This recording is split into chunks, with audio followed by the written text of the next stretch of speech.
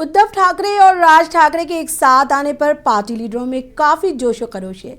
इन लीडरों का कहना है कि ये महाराष्ट्र के लिए अच्छी खबर है और दोनों भाइयों का इतिहाद एक तारीखी लम्हा है। ऐतिहासिक क्षण देखा, 19 साल के बाद दोनों भाई एक साथ हुए हैं और बनी रहेगी और महाराष्ट्र में मराठी हित, महाराष्ट्र का हित सबसे ऊपर है।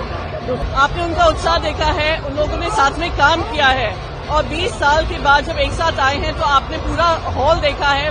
हॉल के बाहर जो भीड़ रखी है, जनता का उत्साह दिखा रहा है कितना उनके मन में था कि दोनों भाई फिर से आए। हम सारे कार्यकर्ता और महाराष्ट्र की जनता के मुस्कुराहट जो आज बदल रही है, हंस रही है, यानी आनंदित हो रही है, उसका कारण आज ये दोनों भाई एक साथ आए और महाराष्ट्र के हित के लिए हम आगे एक साथ रहेंगे, ये वादा उन्होंने किया।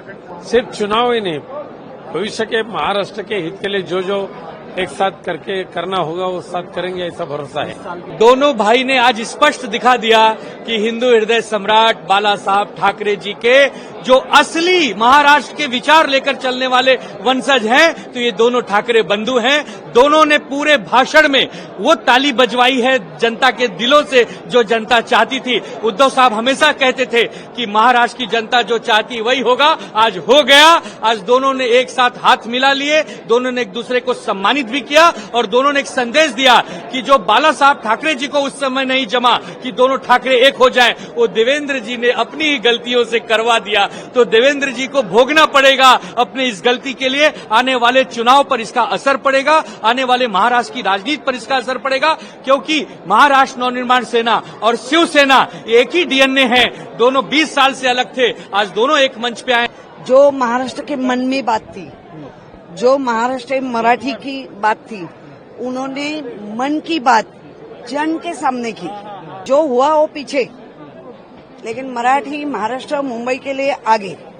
जो दोनों भाइयों ने माननीय उद्धव जी ठाकरे साहब, माननीय राज साहब ठाकरे, उन्होंने जिस प्रकार भूमिका रखी है महाराष्ट्र धर्म की, महाराष्ट्र के हित की, महाराष्ट्र के अच्छे की और मराठी की प्रगति की, मैं समझता हूँ आने वाले समय में महाराष्ट्र के लिए बड़ी महत्वपूर्ण बात उन्होंने रखी है और आने वाले समय में महाराष्ट्र के लिए ये बड़ी बात होने वाली है। हमारी हिंदी से कोई शत्रुता नहीं है, किंतु हम मानते हैं कि जिस तरह से भाषा के आधार पर राज्य की रचना हुई है और हर एक राज्य को अपनी मातृभाषा एक बताई गई, जो संविधान के परिशिष्ट 8 में 22 भाषाओं का चयन किया गया, उन 22 में से जो मेरी मातृभाषा मराठी है, उस मराठी का सम्मान मैं मेरे राज्य में चाहती हूँ।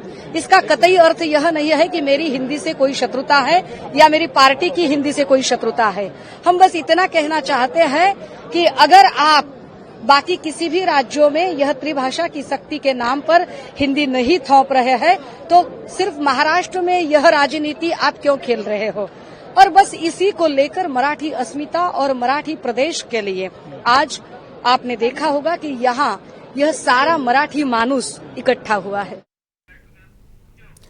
शिवसेना यूबीटी के रुकने पार्लियामेंट संजय रावत ने कहा, ठाकरे खानदान दूसरे कर्दा लीडर मराठी मुखालिफिन के साथ निपटेंगे। संजय रावत ने कहा कि हम इन लोगों से लड़ेंगे जो महाराष्ट्र के लोगों के खिलाफ है।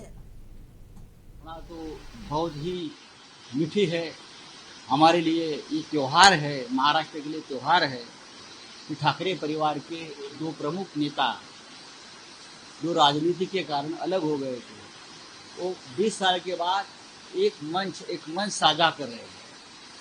ये हमारी सबकी इच्छा रही हमेशा कि ये सब एक साथ आकर जो महाराष्ट्र के दुश्मन है, मराठी मानुस के दुश्मन है, उनके खिलाफ ताकत से हमको लड़ाई करनी चाहिए।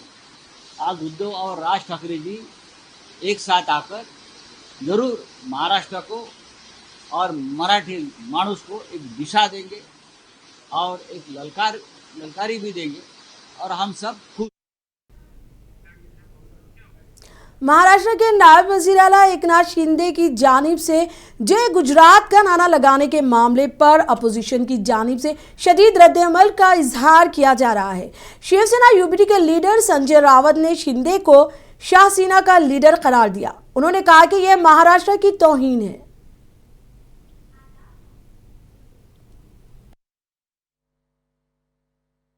तो देखो, गुजरात इस देश का हिस्सा है। गुजरात हमारा भाई है, हमारा जुड़वा भाई है।